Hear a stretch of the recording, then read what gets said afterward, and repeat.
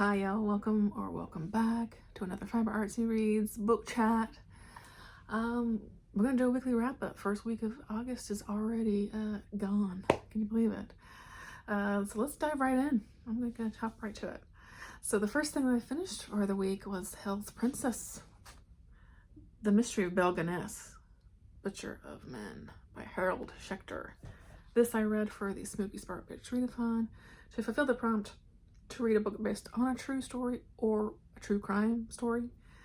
And this is a true crime story. We are learning about Belle Gunness, the Butcher of Men. I had this on my ebook for this for a while now. I never got around to reading it, but I ended up picking it up on audio over on Scribd, and so that's how I consumed this story. And it was pretty interesting to learn about Miss Belle. So let's see, the time period for this is sort of the late 1800s into the sort of early part of the 1900s.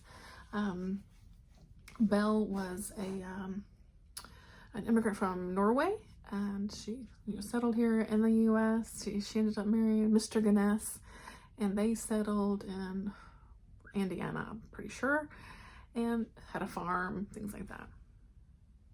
Now, at some point, Mr. Gunness dies. Yeah, he dies. He has an accident and dies. Meanwhile, Miss Belle collects insurance money, right? So Belle is ultimately a black widow killer, right? She gets husbands and murders them for insurance money. And so this is basically what the story is about. We learn about all of these men that came into her life at some point, and these accidents that happened to them, or like they just disappeared, and no one knows what happens to them. Things like that.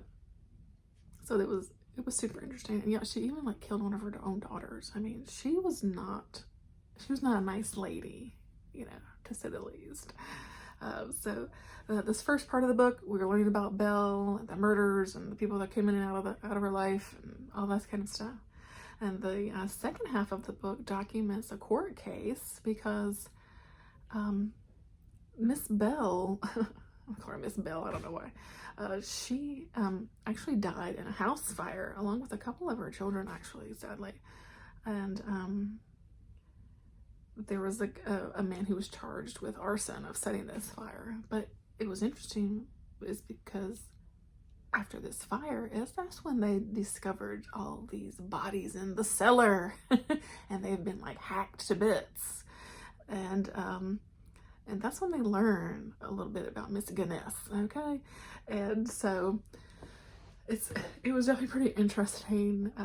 The writer, I think you could definitely tell he researched it kind of to the best of his abilities for the time period and the court cases and that kind of thing. It was super interesting. Belle, yeah, she was what we call around these parts a piece of work. You know what I mean? Overall, I definitely enjoyed it. One thing that rubbed me the wrong way, though, is like every time he was talking about Belle and kind of like describing her, she was always not attractive and overweight. Like at one point she was 189 pounds, and at this point she's 200 pounds or whatever. And like every time you describe her, you have to say these things. Like, as a reader, you have to tell me once about what someone looks like. And I kind of get the picture. I can form the picture in my mind. Plus, there's a picture of her on the cover, right? So, I don't know. Like, every time, like, shit just rubs me the wrong way. But, so I gave it 3 stars just because that stuff really bugged the crap out of me. But the story itself was definitely pretty interesting. If you're into, like, a true crime in a more historical sense, something that happened those years ago, I would recommend it. It was definitely pretty interesting learning about Miss Gunness, the Butcher of Men. So that was pretty interesting. I then listened to the audiobook for The Dutch House by Ann Patchett. Oh my gosh, this one was fantastic. And this is narrated by Tom Hanks, the Tom Hanks, you guys. And he did an awesome job, as one would suspect. And this story, how to describe it, because it's sort of a simple story in a lot of ways, but with some complex emotions, right? Essentially, we've got a family that moves into this place called the Dutch House in this town. And this Dutch house is this sort of sweeping estate home. It's 3 stories, it's got a pool and all this kind of stuff. And this kind of takes place kind of after World War II. And the father is a veteran, so we're sweeping into the like 50s and then kind of moving to the 60s. That kind of time period is when we're kind of opening the scene here. And it, you know, as they're living in the house, and the mother's having some problems, right? She doesn't seem to be very happy. She will leave for time, you know, for time periods, and then come back, and then she'll leave again. And really, there comes a point where she leaves and she doesn't ever come back. And so, you know, we've got this father and his 2 kids, and you know, after so many years, he gets remarried to a woman. And she has her own 2 young kids that come in the house as well. Once this woman comes in, things change, absolutely, for this family. Our main point of view is from the youngest kid, the little boy. Oh, he's a little boy when we meet him, and I'm drawing a blank on his name, Danny. And the sister's name is Maeve. And we really are focusing on Danny and Maeve in this story.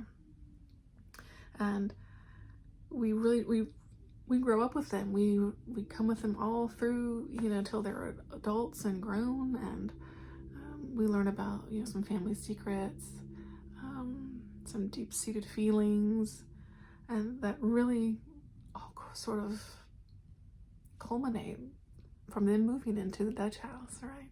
And what that decision ultimately meant for the family. It was wonderfully told, so beautifully written. The characters are just, you feel for these characters so much. I'm just crying at the end of the story.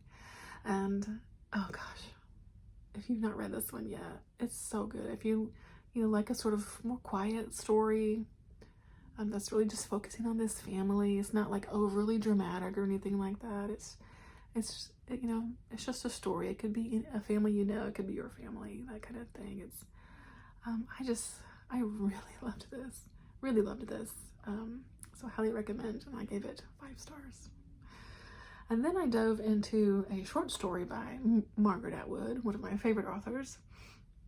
This popped up, it was a new release for this week, and it is a Scribd exclusive. So if you have that service, then you of course can get that. If not, they do have a free trial. You know, if you are desperate to read the story, you can, you know, sign up and cancel, of course.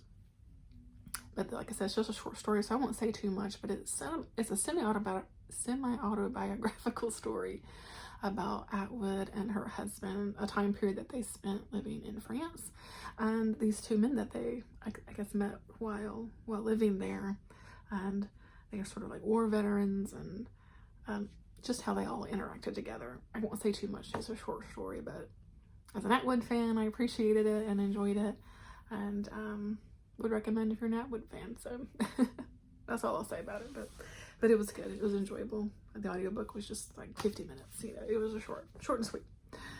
I then finished Firestarter by Stephen King.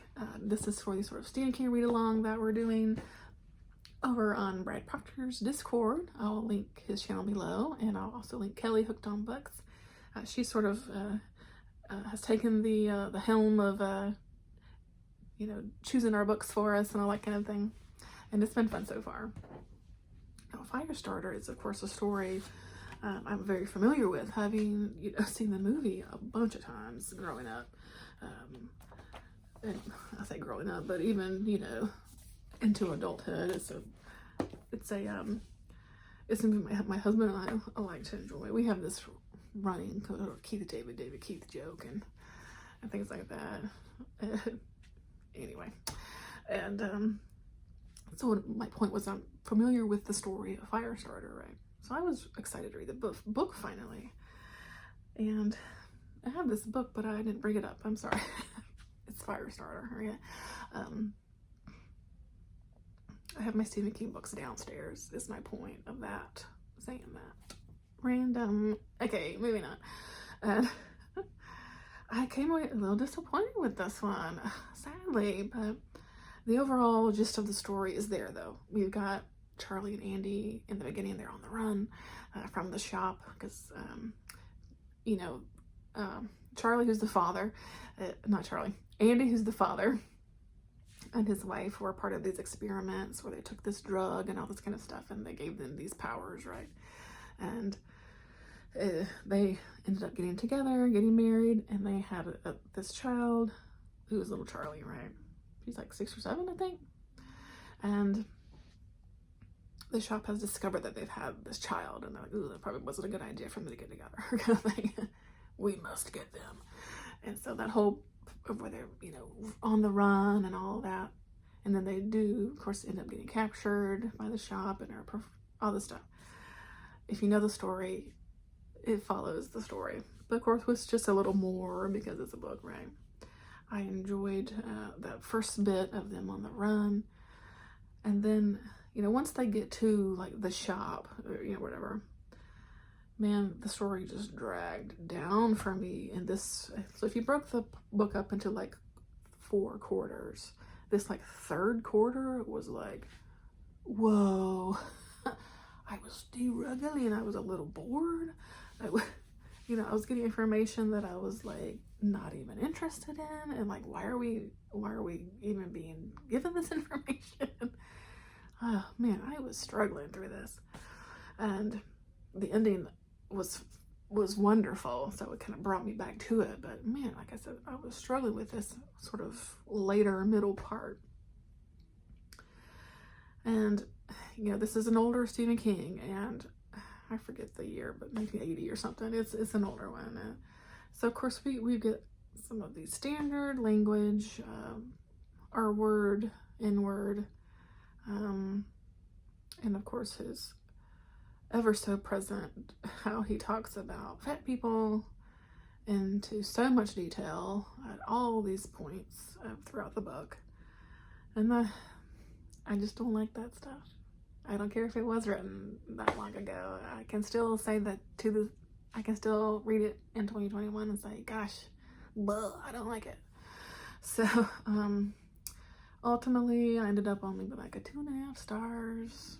I think I rounded it up to 3, but I don't know, man. I didn't come out of this book really enjoying it. I think because I got so much information that bogged me down that I didn't care about, and it wasn't even always relevant to the story. Again, this like persistent language, you know, fat shaming, and how he talks about fat people in general, particularly fat women. I just don't like it. But you know, there's this relationship between Charlie and Andy that is so wonderful. I mean, you can definitely, you know, that Andy is he's really just trying his best, right, to find a safe space for his daughter and keep her and himself alive. I mean, and I think, you know, I also think about, I'm getting these characters' names tongue-tied. Charlie herself, she's so young and having to deal with all that she's been through. Like, her mother's dead, you know, at some point, you know, she's not even with her father anymore. She's like sequestered away, and she's coming to terms with this, you know, very powerful force that she is, you know, of being able to set shit on fire, right? So, you definitely felt that emotion, you know, from Charlie and Andy, as they are just really just trying their best, right? And some of the character work from Rainbird reading this now is maybe a little, you know, stereotypical, because he's a Native American character, and he was like really intense in this story, and sometimes kind of creepy. I don't know. Again, very mixed feelings about this story, but I'm glad to have read it. And as I, you know, make my way through, you know, King's stuff, and you know, I've read it and can check it off the list, and I think I'll just stick to watching the movie. definitely have a better feeling about the movies because it's like classic Drew Barrymore. Am I right? All right, so that's all that I finished this week. I mean, a pretty good week. What I'm reading currently, I'm making my way through Shift, which is book 2 in the I can't remember this as a series, the Wool series. I've got just a little bit to go. I'm gonna try to finish this today, actually, and I'm freaking loving this. Okay, Wool is a story. It's a kind of a post-apocalyptic story where the world's, been blown to shit, and the remnants of humans live down in this silo that's down deep into the earth, right? This story, I won't say much because it's a sequel, but we kind of travel back in time to learn what happened. And that's why I'm loving going back and figuring out, how do we end up in this situation, right? It's so good. So this is a read along, of course, that I'm doing with Scott over at Book Invasion. I'll leave his channel below. He's got a Discord set up to chat about this trilogy, and I'm loving it. And that's about all I'm in the middle of right now. I want to finish that up before I pick up into something else. And yeah, that's kind of it for the week. I finally got caught up on my YouTube watching, so if you see me comment on your videos, I'm finally caught up, as caught up as you can get caught up on YouTube, right? But I got really behind when I was out on vacation. Something else I'm enjoying this week and planned for the month is the Colors of Horror for 2021. It's an Instagram, it's got a photo challenge. I will kind of try to link below. You can follow me on Instagram. I'm Fiberartsy there also. And so there's a theme each day based off of a horror movie, and you are kind of make book pictures with using those colors, right? So like today was The Shining, and you used red, orange, and brown. So it's fun. And I've been enjoying that and seeing everybody else's kind of colors and books that they come up with. So it's been fun. I think I rambled a bit. So thanks so much as always for watching. I really always appreciate it. Thanks for giving me a like, and always in the comments. Appreciate your comments. And I did have some comments that were deleted by YouTube. I apologize. I don't know how to retrieve those. I'm not sure why that happens, but I always do my best to reply. And I think that's it. I hope you've had a great week of reading, and well, the next week be great too. And happy reading. See you later. Bye.